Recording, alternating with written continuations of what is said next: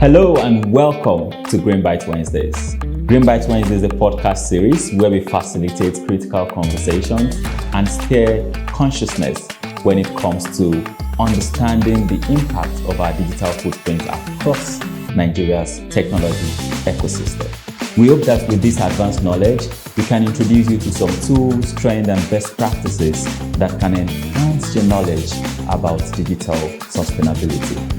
Are you curious about climate change? Are you a tech enthusiast or a climate entrepreneur? Come on board and learn on this episode as we get on with every conversation of the Greenbytes Wednesday podcast series. This podcast is proudly brought to you by Area I under the Scale Initiative, funded by the UK government through the Digital Access Program. My name is seyifunmi Adebote and I am glad to be your host. Welcome on board.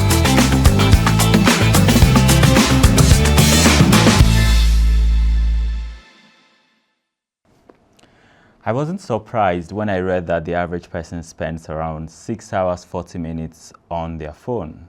And this is when they are connected to the internet. I had to check my phone to see what's the average time that I spend. And it was around 4 hours, but this is just one phone and I have 3. And I also spend about 6 hours behind the screen. So that tells you a lot about our connection with the digital infrastructures around us, digital items. If you even sort of narrow it down to the Gen Zs, it is said that they spend around 9 hours every day on the phone, on the internet. And very concerning, if you put 10 children that are under the age of 2 years, 5 of them interact one way or the other with smartphones. And this brings us to a very important topic about digital detox. Is it the first time you're hearing about it? Then this is where you should be, because we'll be getting into the conversation, making it as simple as possible on this episode of Greenbytes Wednesdays. Welcome to Greenbytes Wednesdays. My name is seyifunmi Adebote. I am your host, and it's such a pleasure bringing you this episode of the podcast. Greenbytes Wednesday is part of the Scale for Net Zero program, and Scale here is Smart Climate Awareness, Learning, and Empowerment.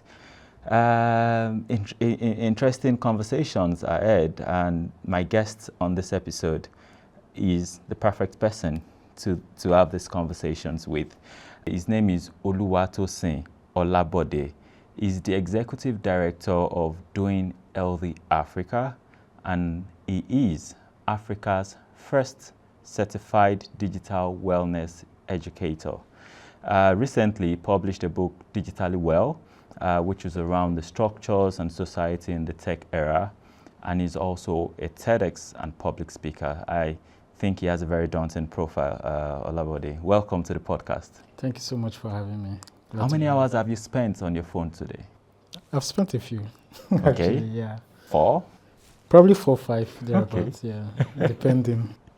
Yeah, interesting. And if you also add to this the time we spend on streaming platforms, yeah, Netflix, or behind our screen, we are very much connected to digital infrastructures or apparatus or equipment around us, aren't we? We are. We live in a world where there's hardly anything you want to do right now that doesn't require a form of technology or the other. And Nigeria is very peculiar, even though it's global, that families are spread across different parts of the world. So if it's communicating with family, you need technology. If it's leisure, you need technology. If it's education, you need technology. So there's hardly anything you really want to do right now that technology cannot aid. And so we live in an ever-connected society, which takes us back to that statistic. Absolutely. You're born in and ready to roll. But just before that, I want to say this episode is titled Digital Detox, Finding Balance in an Always on world. Like you said, like you rightly introduced, it's all about connection. It's all about making connection with people, and we sort of use these digital tools as the bridge or as the pathway to making these connections. But we could make connections in other ways, and that's why I'm very interested in your no gadget hangouts that you do. But we'll come back to that in a bit. But how would you introduce the concept of digital detox? Let's start with that. it's super important to realize, going back to the data you gave about the average person spending 6 hours and 40 minutes on their devices. If you calculate that and convert it into months and weeks and year, it converts to about 5 days in a month and almost 100 days in a year. So if we have 365 days and you're spending at least 100 days just on your device, it means that you have to be 100% conscious about what you're doing there. And so that's what gave birth to the concept of digital wellness, which digital detox is a strategy of. The idea of digital wellness is how can we use technology in a way that we are still productive and our health is still intact. The concept of digital detox isn't random. It's intentional, it's deliberate. It's you deciding for a period of time to refrain from using your devices or your technologies, be it social media or social networking sites, for instance, with an intention in mind. Oftentimes, one of the reasons being that you're trying to reduce stress, you're trying to improve your mental health, or you're trying to rekindle your personal conversations or communications with people. And so the key point I'm trying to highlight, because many people talk about digital detox, it's not just about abstinence. There's an intention behind it. It's you using technology so much that you need to take a pause, and you're not just taking that pause because you feel like doing it. There's an intention with why you're taking that pause, so that when you're coming back, you are better equipped to use the technological space. So digital detox essentially is just a period of time where you are refraining from using technology or devices essentially. And that's how we find the balance in an always on world. Yes, and I do hope that maybe when we wrap up the conversation, you can in very clear, succinct terms, share with the listener or those watching how they can find a balance in an always on culture. Yeah. Let's get into the conversation already. Why do you think that we've had so much connection with digital tools more than humans this day? And I think about, if you put this side by side with what it is, maybe 5, maybe 6, 7 years ago, or if we go back even more, 20 years ago, where we spent more time with people, we spent more time in nature, it's completely different now. And does this bother you? Yeah, it does a lot. And again, so I hope we get to talk about this. One of the applications that has been made available for us to be able to better navigate our digital life are some apps that help aid digital detox, for instance. So if you have an iOS phone, it's called Screen Time. If you have an Android phone, it's called Digital Wellbeing. And one thing you will notice from those applications or those features is that they help you observe and monitor how you're using technology. They help you track screen time. Before now, technology wasn't as advanced as it is right now. Technology was created to make life better. Technology was created to be a support structure. Technology was supposed to be an amplifier of human interactions. It's not supposed to replace it. That's where the border is. That's where the problem is. Technology in itself is not the problem. The amount of hours we're spending with technology isn't necessarily the problem. How we're using it is the problem. Once technology begins to replace human endeavors, human interactions, then there's a problem. There's a classic example. You gave a context of like 20 years ago or 15 years ago. What we knew as play was going outside, whether it's football or whatever kind of play, whatever definition play is to you. That was what we knew. It was face-to-face interactions with people. But the concept of play right now is press play. So it has to do with one form of digital device or the other. And that isolates us from people. And the way the world is designed, we are not created in isolation. There's supposed to be a form of social connectedness, which technology, if not properly structured, if not properly used, can hinder. And so if technology does the work it was designed to do, which is to aid interactions, which is to create avenues for amplifications of the different things that we're doing, then it's fine. But once it begins to become a hindrance to those things, that's where the border is. That's where we should be worried. That's where we should be concerned. And the most important factor for me, which is the reason why I gave the example with those digital well-being features, is that you have to observe to know that there's a problem. And so we are transitioning into a world where technology is replacing the things that it isn't supposed to replace, and we're not aware of it. Absolutely. In the days of AI and robots, how scary it's going to get in the near future. But you talked about the reasons for us to be concerned. Yeah. But can you sort of spread it across demography? Are there people that are at more risk? Yeah. So I think, let me explain from a generalized perspective, but it fits into whether we're looking at Gen Z, whether we're looking at adults and all of that. Because one thing in the data you gave at the beginning of the conversation about how young people are spending about 9 hours on their devices, most of them are using it for social networking platforms. We have adults that work remotely. And so while they might not necessarily be on Facebook or on WhatsApp, they're still using screen time. And so theirs might end up being 10 hours, 11 hours. When we do the No Gadget Hangouts, we ask people, like, how many hours have you done? And it's usually between 3 to 5 o'clock. And you see people have spent like almost their whole day on their devices. And again, there's no problem with that. The problem now becomes if the things you were doing doesn't align with who you are and want to be. And so the reason why I'm giving a general context is because there are certain seasons where even the older generations, out of boredom or as a medium of escapism, spend a lot of time on their devices. And so for whatever age group, some consequences that are constant are physical health, for instance. So because of excessive time on screen, you can have eye strain, you can have neck pain, you can have back pain, because a lot of times you are seated and just using your devices. You can even have posture challenges because a lot of times we are not sitting on ergonomic chairs, and so your back is bent for hours and hours, probably are playing video games, and so you could have physical consequences. It could be headache, eye strain, neck pain, back pain, the examples that I gave. And then a deeper level of physical consequence is the illnesses that can come as a result of sedentary lifestyle. So because you are seated for hours on end, or you are on your bed lying down hours on end using your devices, your body is not moving, and that's not the way we were created, that's not the way we are designed. And so this can link to sedentary lifestyle illnesses like obesity, like heart issues and all of that, because of just using your devices. Another challenge is the mental consequence. A lot of research and a lot of data can be found on the Digital Wellness Institute website. There are lots of researches from different organizations that talk about how excessive screen time can lead to anxiety, can lead to depression, can lead to a sense of loneliness as a result of social comparison. And again, it's important to realize that the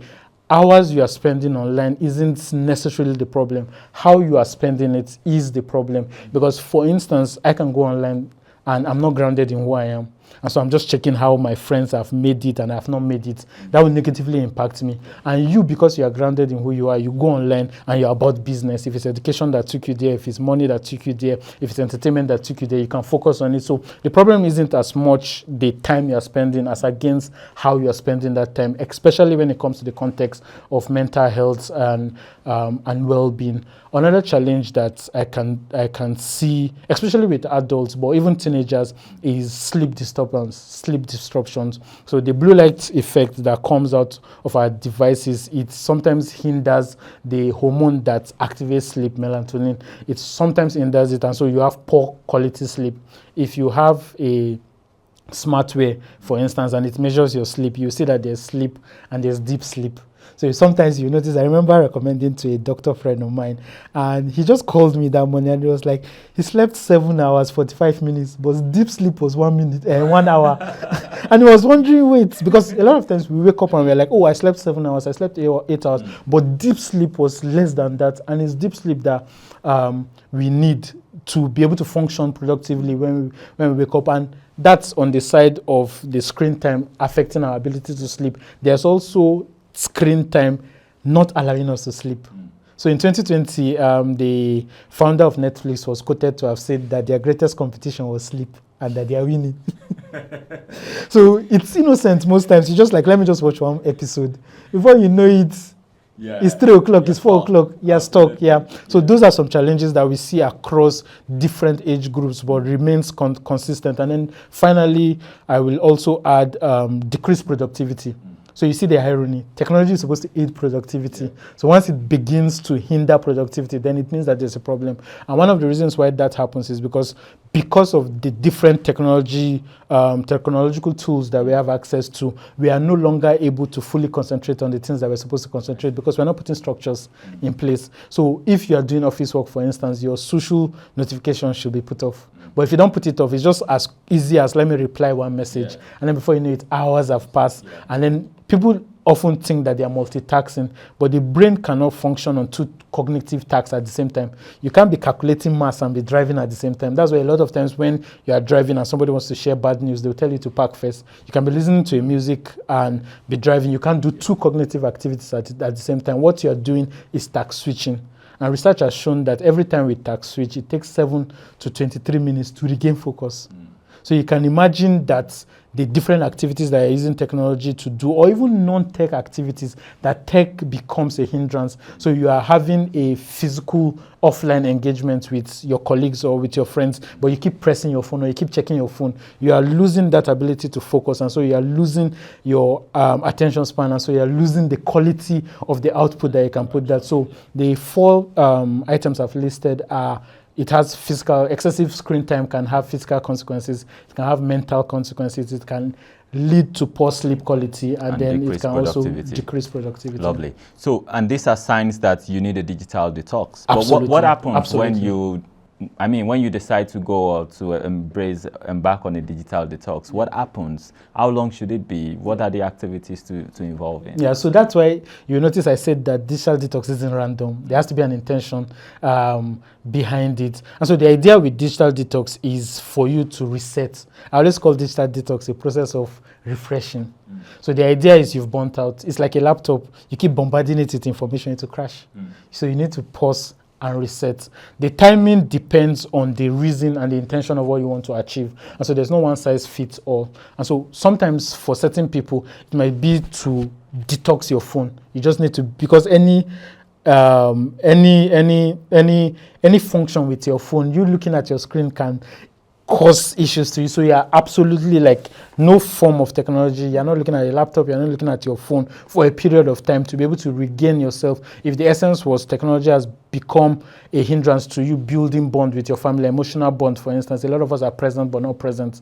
So you're with your significant other, for instance, and you're chatting with other people. So you're present but you're not emotionally present. And so if that intention is that, then it means that once you're able to rebuild that relationship with your significant other, for instance, then you can come back to it. But the idea with digital detox is that you've noticed and you've observed that you are overwhelmed by your excessive use of technology. So you are taking a break, for instance, from Instagram. So you can still be on WhatsApp, you can still be on other platforms, but you notice that you are overwhelmed by your constant use of Instagram. By the time you review those features that are in your phone, maybe your screen time on iOS or digital well-being, you notice that you spent 5 hours on Instagram and you're evaluating how does this align with who I am and want to be. Yeah. And so you decide to take a detox from Instagram, for instance. I've seen people do 1 week, I've seen people do 1 month. The ultimate goal is that you are able to achieve your objective at the end of the day before you come back. And that means that by the time you're coming back, you're able to have the stamina, you're able to have the discipline to spend less time on Instagram. Because I've had people, and one of the reasons why I usually don't recommend apps to people, I've had people put time limits on Instagram, for instance, and then the time limit elapses and they go to the setting and they unlock it and they continue using it. And so until you get to that point where you are seeing the value of the consequences of not doing it, because we're talking about physical consequences, mental consequences, and all of that. And you have to think about this from a futuristic perspective. There's a concept called drifting. It's so slow a process that you don't know when it's happening. And so you just wake up one day and you're like, how did I get here? That's what's happening within the technological space. Because the consequences of our tech use are so slow a process, we're not observing it. And so 10 years from now, you begin to see that you are having serious health challenges and you're wondering where is it coming from. It could be traced back to your sedentary lifestyle, for instance. And so until you get to that point, which is what detoxing does, because it gives you an atmosphere to just breathe and think and evaluate everything that it is that you're doing. And so to answer you more directly, it's dependent on who the person is and what it is that the person wants to achieve that determines the time that the person sets to detox. I see. That's really interesting. And I listen and sort of hear you when you talk about that consciousness, that conscious effort. And part of what we try to do with the Greenbytes Wednesday, this podcast, is to see that we don't just facilitate these critical conversations, but we can imbibe some reflective consciousness in you, the listener. And maybe right now you want to take a pause and ask yourself, do you really need a digital detox? I think I do, and maybe many of us do need one, maybe in some form or the other. In the beginning, you talked about some apps And now you talk about not recommending apps. Yeah. So are there apps that we can use to manage, or to help us achieve digital well-being? Yeah, there are many apps depending on what it is that you want to achieve. A lot of times, well-being and productivity go in hand in hand. You notice that the more well you are, the better productive you are. The less well you are, the less productive you are. So if your goal is productivity, for instance, now there are apps for productivity. If your goal is scheduling better, there are apps for that. But generally, the recommendations I usually give, since it's follow come, is the digital well-being and parental control that comes with our Android phones and the screen time feature that comes with iOS phones. In them, you have the ability to limit apps, manage notifications, and all of that. You have the ability to set your phone on the wind down mode, which tries to mimic nature. In the evening it gets dark, or turning your screen gray and all of that. It has those settings to help you be more productive to achieving the things that you said you want to do. Another feature that it's already in our phone is the do not disturb feature, and it's very easy to use, and you can set it in such a way that, again, so there's this course that I teach, and it has an 8-pillar principle. The 8th pillar is called digital auditing. So in the concept of digital auditing, there are 3 key areas. We have the personal life, the professional life, and the social life. Now, in the personal life, it's broken down into 2. We have hobbies and boredom. We are a generation that don't love boredom any longer, but boredom is your creative juice. That's the opportunity you have to brainstorm ideas, to explore your critical thinking, and bat out new projects, bat out new ideas. But what happens a lot of times now is, once I'm bored, I'm escaping with my device. So either I'm going on social media, or I'm trying to play one game or the other. But in the context of digital auditing, those 3 key pillars, at the end of the day, you should be able to have balance in the 3 of them. And so these pillars are, your personal life, your personal and your social life. And so in the way that you are using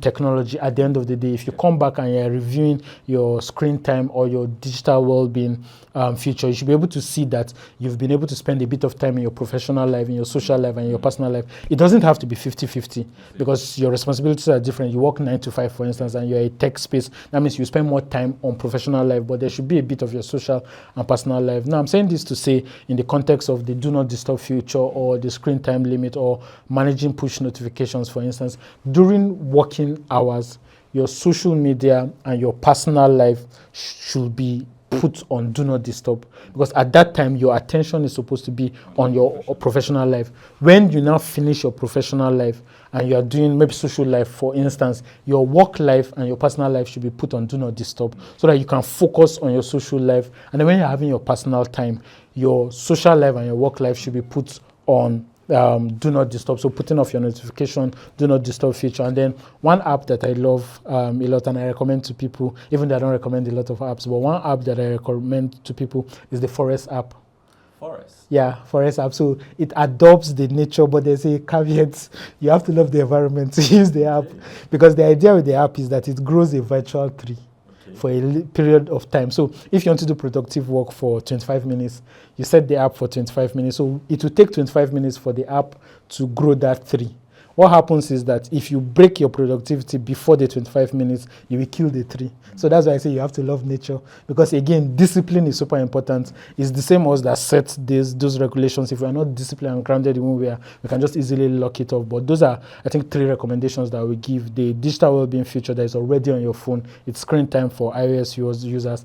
The do not disturb feature that is already on our phones, and then the Forest app. The Forest app is specifically for productivity. And then there's also a plugin for emails. It's called Inbox When Ready. Sometimes you go to your mail probably to send an email or to check up on something. And then because once you open your email folder, it shows the new emails that have come. You get distracted very easily. So the idea with Inbox When Ready is that it will close your inbox. So you have to go specifically to what it is that took you to opening the mail. Yeah. I see. Interesting. What a very exciting conversation. These are the kind of conversations that I live for. Thank you so much. My guest has been Oluwatosin Olabode, and we've been discussing the concept of digital detox, finding balance in an always-on world. So thank you so much, Oluwatosin. Now, I'm very curious. I've never been in one of your sessions, so you're no gadgets hangouts, but tell me, what does that look like? How do you get there in the first place if you need to use an app? And what happens at the No Gadgets Hangouts? Yeah, so every project and activity that we do, they are not random. They're super intentional. And so the No Gadget Hangout is usually scheduled for. So your phones are actually collected at the venue. Okay. But the No Gadget Hangout can be replicated in different formats. So if, for instance, you are hanging out with colleagues and friends, you can decide to leave your phone at home and have just one person go with their devices, which will be kept away. Because again, there's a research that came out in 2019 that showed that just the mere presence of a device during a conversation reduces the quality of conversation and our attention. Because if you think about it, once the phone is on the table, you're already thinking, is somebody sending a message, or should I send a message, and all of that. And so the idea with the No Gadget Hangout is once people come, we have a place where they drop their devices, and then for the next 2 hours, we just host holistic conversations using a peer learning approach. There's a game that we developed called Vivified, and the idea of the game is a conversational prompt. So it guides the conversation around topics concerning digital wellness. So a classic example, we just had an edition in Jos, and one of the questions that was asked was, have you ever had a time where because of your technology usage you missed out on a real life event? And somebody shared about how he had gone to the airport, he had gotten in and he still missed the flight because he was distracted on his device. And so that becomes the conversational starter, and then people share their perspective towards that. Or do you put off your notification, for instance? Somebody says yes, somebody says no. So the question is why. There are no right or wrong answers. There are just answers that align with who you are and want to be. And so the No Gadget Hangout is formed on 3 key principles, and across the practices for living a better digital life, for building balance in the digital world, it's the same principle that we approach, and it's the concept of intention management, attention management, the law of scheduling, and then traction over distraction. Intention just answers the question of your why and what. So why do I want to do this? What is it that I want to do? A classic example that I always ask people is, do you have to be on all social media platforms, for instance? Now, there's nothing wrong in being on all those platforms, but do you know why you are there? Because, for instance, the purpose of LinkedIn is different from the purpose of TikTok. So you have to be able to define, this is why I am doing this, and that's what intention is. You are clear on what it is that you want to achieve on those platforms, and then attention is you being able to see if you're achieving that. Because a lot of times we have intention, but we don't put our attention there. So a classic example is, you want to send an email, you want to send a DM on Instagram. Okay. You open your phone, the message box is not the first thing that opens, it's your feed. Yeah. Your ability to ignore the feed and go to your inbox is a superpower, because your intention was to send a message. And so what happens a lot of times is, because we are not intentional and because our attention isn't set on the intention, when you go on Instagram, you just like one post, it made sense. Before you know it, you're scrolling, and you miss out on the purpose you ask of yourself, what it is. what took me Do you there? understand? After like 30 minutes, you're like, you can't even remember sometimes what took you there. So that's what intention and attention does. And then the second is the law of scheduling. And the idea of scheduling is to-do list that went to school, basically. So you're just setting a time to the activities that you want to achieve. And the beauty of scheduling is that once you know what you should be doing, you will know what you shouldn't be doing. So a lot of times the reason why we multitask is because you have 10 things that you're supposed to accomplish, and because you didn't put a timeline to it, when you're doing activity A, your brain is telling you that there's activity B that needs to be done. But if you schedule for those activity, if from 2 to 3 you're doing activity A, from 3 to 5 you're doing activity B, when you're doing activity A, your brain knows that from 3 to 5 is when you do activity B, so it won't bother you with it. So that's what scheduling does. It helps you focus on the thing that you're supposed to do. And then the third principle, the concept of traction over distraction. Traction is anything that pulls you towards your intention. Distraction is anything that pulls you away from your intention. So remember, you have to have had an intention in the beginning. You've scheduled for that intention. Traction is now ensuring that those things align with who you are and want to be. And that's why at the No Gadget Hangout, we usually don't have right or wrong answers. We only have answers that either align with who you are and want to be, or they do not align with who you are and want to be. And for us, the goal with No Gadget Hangout, because it's a form of digital detox, it's 2 hours without any form of technology present. The goal for us is for people to have that place where they can pause, refresh, and have real face-to-face interactions like it used to be and like it can also be. And then the most important factor for the No Gadget Hangout is we leverage on platforms that do not require technology. If your work requires you to use technology, we are not advocating for you to not do your work. And so when you're taking digital detox, for instance, there's a concept called communication charter, and it's the idea of letting people within your circle know your mode of communication, know the things that you want to do. So you know that if it's an urgent matter, you don't send an email, you call. You know if it's not urgent, you send a text message. The beauty of communication chatter is when you want to now take a digital detox, you can let the people that depend on you or will need certain things from you know that, okay, so from this time to this time, I'm going to be doing A, B, and C, so I won't be able to get in touch with you. Again, it's not random, it's super intentional because there's a goal that you want to achieve at the end of the day. So the No Gadget Hangout is just 2 hours without your device, reconnecting with nature, reconnecting with life. And this could be a challenge to you to probably take 2 hours of your time, reconnect with friends without your gadgets in the mix. Wow. One thing I've been thinking about, cast your mind back 20 years ago, as a young child. You talk about that concept of play, being outside, running, playing football, playing with used tires and all of this. But now the concept is completely different. Yeah. And earlier when we started this conversation, I talked about how 50% of children that are less than 2 years old interact with smartphones. Now envisage the future of these children 20 years from now. What will this mean for our social interaction as a people, where we have children already been exposed, been addicted to screen time from kids? And some of them are educational, we can make a case for that, but what does it mean for them as a people and their social interactions as they grow up? Yeah, so if we're not careful, we're creating an isolated society. So we're in the most connected era ever, yet we're the most disconnected. You'll be wondering why. Like, everything that you can need is almost at your fingertip right now. There's nobody that you want to reach out to, either directly or indirectly, now with one form of technology or the other you can't have access to. And so why is it that we are the most connected, yes, the most disconnected? Because we are taking actions without intentions. I give you 2 classic examples. Somebody has 5,000 friends on Facebook. Their names are boldly written on their pages, yet you can't call full names of 10 people. What are you doing with 5,000 friends? The intention is just so that when people are talking me to, I can say I have a large following. And all this process started before even this monetization that we're talking about, because it's a different ball game if it's a business page and you need traction to be able to convert into currency. But again, even in building traction, if you are a sports brand, for instance, then it means that the kinds of people that should fill your page should be people that are interested in sports, because that's how conversion happens. If you fill your page with people that are not concerned about sports, they won't buy your product because they're not looking for that product. And so a lot of times, from the first perspective, because we're not intentional and because we're not grounded in who we are, a lot of times we do things in the way that we see others do it. And so you are just getting thousands of friends, but when life hits, you can't call any of them. So there are no real deep friendships. And just because you are friends with somebody doesn't mean that they are your friend.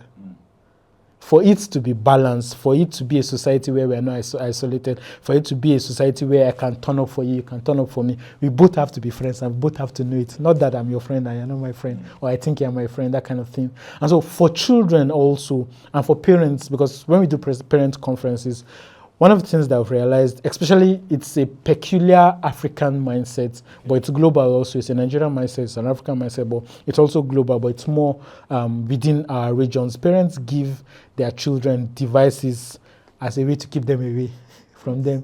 So that iPad they are buying for your child is not because of the educational ability that your child can develop in. It's just that the guy has said, daddy, daddy, and he has disturbed you so much. So let me just distract him with it. The problem with that is because you gave him that device without an intention, you won't guide how he's using it. The deeper problem again is because as even parents, how many of us are digitally well? Because you can't give what you don't have. So a parent that is not practicing digital detox, case in point, you're having dinner as a family and the dad is pressing the phone, the mother is pressing the phone. How can you teach your children to take breaks? Because it's super important for children. They are still at the cognitive developmental stage. As a children under 7, it's very critical that they have very limited amount of screen time because their brain is still developing. And so you don't want to expose them to. One of the challenges that we must be conscious to is the idea that technology is faster. Research into technology development is faster into the consequences of those developments. So until 20 years from now, until 30 years from now, we will know the consequences of the technologies right now. So parents that are conscious and caregivers that are conscious of their children have to limit the amount of time that the children are spending on those devices, but it has to be a parent that is intentional. It has to be a parent or a caregiver that is knowledgeable about this. So when you are giving this child access to it, I have a friend in Kano that was talking about how they made the child is just turned 1, and they were giving him 10 minutes of screen time just to learn something educational, but the child became addicted to it because it was a gamified learning process, and so that dopamine rush, even though the child is not fully formed, but like he knows what he enjoys, and so any small thing is crying for them to play it, and they are playing. Now after a while, him and his wife had to pause, we are falling for this child, and then they had to remove the technology completely, because at that stage, a child is 2, for God's sake, and look at the data you're bringing out. It's not supposed to be that way. And the dangers of that is if we're not fully formed as children, we grow up as people that didn't have a very solid foundation. And so you begin to see how you can see a society of people that are interconnected, that are not alone, but very lonely. Those are really very wonderful perspectives.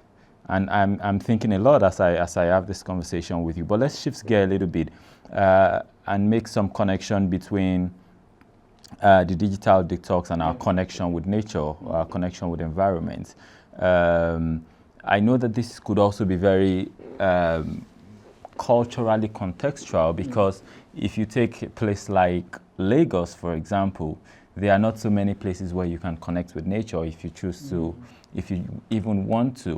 And that's a conversation for another day. But for people who can, or what are your recommendations when it comes to digital detox with a focus of embracing or appreciating more about nature, about our environment? Yeah, no, it's super important.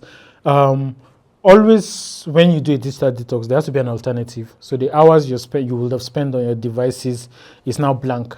So you have to create alternatives that cover that gap. When we did the No Gadget Hangout in Jos, it was in the garden.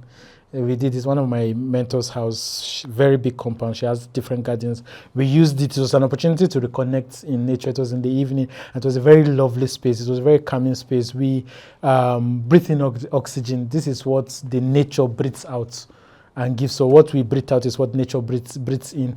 A lot of times when we think about vacations, especially in Nigeria, when we think about going outside, looking at the stars and all of that, people are looking at you like that's a white man thing. No, it has significant consequences on our mental health and well-being. Our ability to just take that pause and just reflect, void of the noise of places like Lagos, for instance, where there's one downfall. There's just so much noise. And even in Abuja, if you don't decide intentionally to just quiet those noise, then you can't have that holistic well-being that we're talking about. And so I think it's super important that when you're taking digital detox, as much as you can and to the best of your abilities, when nature presents itself or makes itself available to you, that you leverage on that. And it doesn't even have to be a big deal. It can just be if you live in an environment where there are trees outside, you can just go there. You know, when we were growing up, there were Tales by Moonlight, where you sit under the tree. Like it's not, it doesn't have to be grand. It doesn't have to be big. There are certain gardens in Abuja. There are certain, even if it's Millennium Park, for instance, just going there and just refreshing your brain, void of human creation, just going back to the way the world was before certain pollutions began to come in. It has a very strong impact on our mental health and our well-being. It's super recommended. Wow. Oluwatosin, when is your next digital detox? Sometime next year. We've not fixed a date yet. Yeah. I would love to be a part of that. Definitely. We'll make more noise about it. Absolutely interesting. Yeah. Thank you so much. I've been speaking with Oluwatosin Olabode. He's the Executive Director of Doing Healthy Africa. He's Africa's first certified digital wellness educator, and it's been very insightful. He's opened our eyes to things we've been blind about, things we've never thought about. As we call it a wrap, I knew I said when we started that I wanted you to sort of help people understand finding the balance in an always-on world. But if I'm being honest, you've done that in many ways already, and the listener also knows, like, okay, I got enough. But how would you like to wrap up this conversation? Yeah. So it goes back to those three key pillars that form the No Gadget Hangout, which is the concept of intentional attention management, the law of scheduling, and the law of traction over distraction. The reason why traction is super important is because a lot of times we focus, but we focus on the wrong thing. You can be so focused, like your concentration is 100%, but you're focused on the wrong thing. But traction is what aligns with who you are and want to be. And so I think if I'll leave our listeners with anything, is the idea that for everything that we do within the digital space, because it's off of the digital space that we need digital detox, for whatever thing that it is that we plan to do, we need to be super intentional about it. We need to schedule for it, and then we need to ensure that it's traction and not distraction. Create boundaries. So one conversation, for instance, can be in societies where we have digital work culture, for instance, where digital detox is understood in the workplace, for instance, then you know that once you clock out of working hours, you can switch off work-related matter without feeling guilty or fear that they will have sent an email and you receive query the next day. And so it's super important that we realize that the more intentional we are, the more boundaries we can begin to set in a way that is more structured. And then one thing that is also super important in the context of being intentional is that we need to graduate from taking breaks to taking screen breaks. Because I've noticed that a lot of times from your tablet and your laptop, you want to rest, you pick your phone. You pick up your phone. So it's still screen time. I see. And you know how in the beginning you were talking about how you have spent a certain number of hours on one phone. Yeah. You still have other phones, you still have your other devices. Yeah. And so the idea of taking breaks can no longer be just taking breaks. It has to be taking screen breaks. Because when you are calculating how many hours have you spent in a day on your device, you calculate all the screens.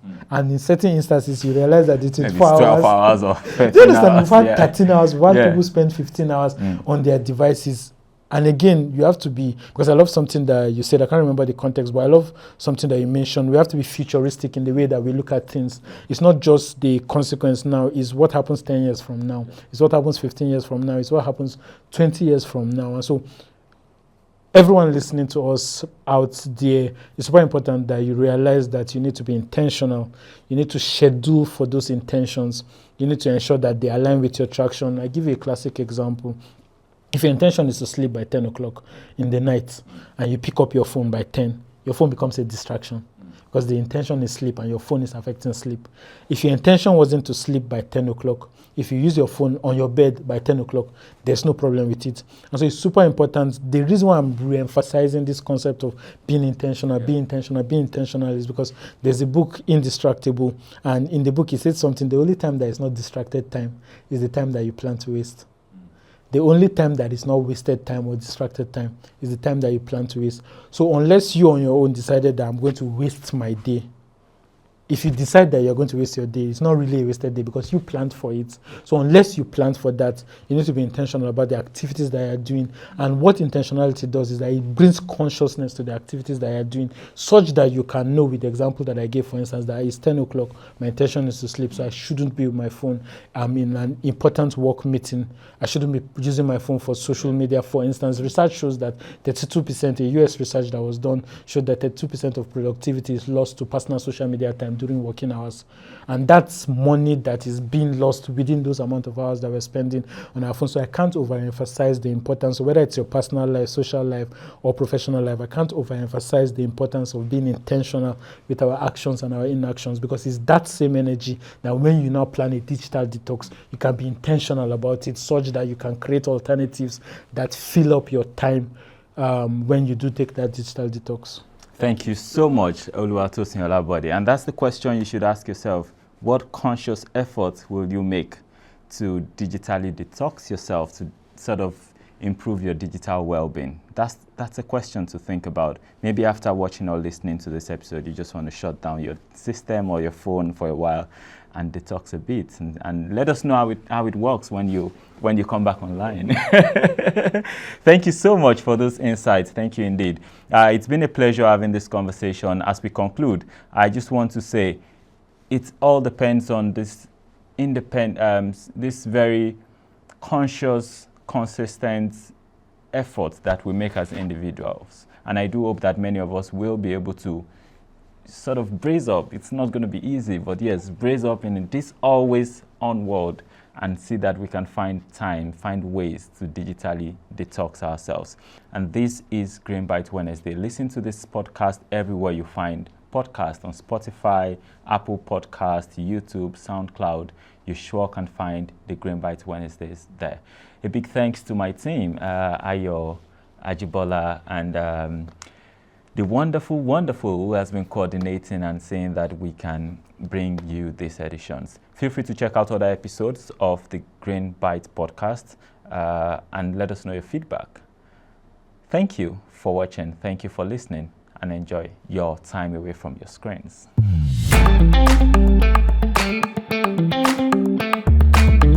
Thank you very much for joining us on this episode of Greenbytes Wednesdays. This podcast is brought to you by Area I under the Scale Initiative, thanks to funding from the UK government through the Digital Access Program. Have you learned something new? Please share with your network, share with your friends, as I look forward to hosting you on yet another episode of Greenbytes Wednesday next week. Follow us on our social media platforms, check out our courses, test yourself, see how much you know, how much you're learning when it comes to digital and sustainability ecosystem in Nigeria. And I should remind you that as you balance your knowledge of digital ecosystem, also remember to stay committed to a shared and sustainable planet. My name is seyifunmi Adebote. Bye for now.